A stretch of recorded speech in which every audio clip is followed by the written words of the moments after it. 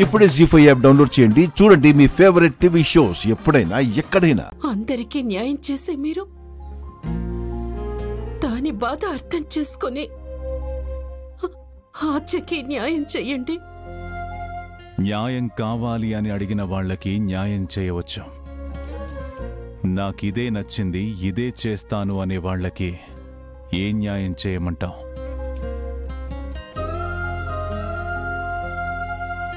ఆచ గురించి మీకు తెలుసు. తనలా మాట్లాడుతుందా? తన మనసులో కష్టం తెలుసుకుంటే ఆచ ఎందుకెలా ప్రవర్తిస్తుందో తెలుస్తుందండి. బిడ్డగా స్థానమిచ్చాను, కన్న తండ్రిగా అన్నీ చెయ్యాలనుకున్నాను. కానీ నేనిచ్చిన స్థానానికి, నా స్థానానికి గౌరవం ఇవ్వలేదు. నాతో చెప్పుకోలేనంత దూరంగా తనని నేనుంచానా? లేదు కదా. ఏమండి, తెలిసి తెలియక అలా ప్రవర్తిస్తోందండి. మీరు కూడా పట్టించుకోలేదంటే అది అన్యాయం అయిపోతుందండి. ఆచకి మనం తప్ప ఇంకెవరున్నారు?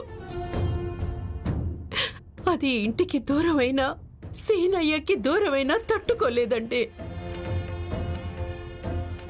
సరే, ఇప్పుడు నన్నేం చేయమంటావు? పెద్ద మనసుతో తన్ని క్షమించి అది ఎందుకు ఇలా చేస్తుందో కనుక్కోండి. వాళ్ళిద్దరిని ఒక్కటి చెయ్యండి. ఆ పరిస్థితి చెయ్యి దాటిపోయింది జానకి. 4 గోడల మధ్యనే పరిష్కారం అవ్వాల్సిన సమస్య పంచాయతీ వరకు పోయింది. నలుగురు నా గురించి మాట్లాడుకునే స్థాయికొచ్చింది. ఈ ఇంటి గౌరవం తరతరాలుగా కాపాడుకుంటూ వస్తున్నాం. ఆ గౌరవమే పోయే పరిస్థితి వచ్చినప్పుడు నన్ను నేనే క్షమించలేను. ఆ స్థానంలో కన్న బిడ్డ ఉన్నా, కట్టుకున్న భార్య ఉన్నా నా నిర్ణయం ఇలాగే ఉంటుంది. ఏమండి, మీరే ఎలా అంటే ఇక ఆచ గురించి ఆలోచించేది ఎవరండి? నా చెల్లెల్లా, అది కూడా మన కుటుంబానికి దూరమయ్యే పరిస్థితి తీసుకురాకండి. నా చెల్లెల కూతురుగా కాదు, మీ కూతురు స్థానం ఇచ్చారు కదా.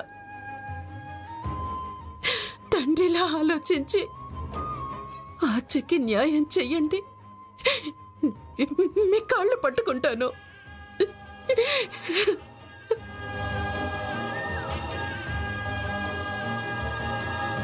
పెట్టిన అన్నం, ఇచ్చిన మాట తిరిగి తీసుకోలేం జానకి.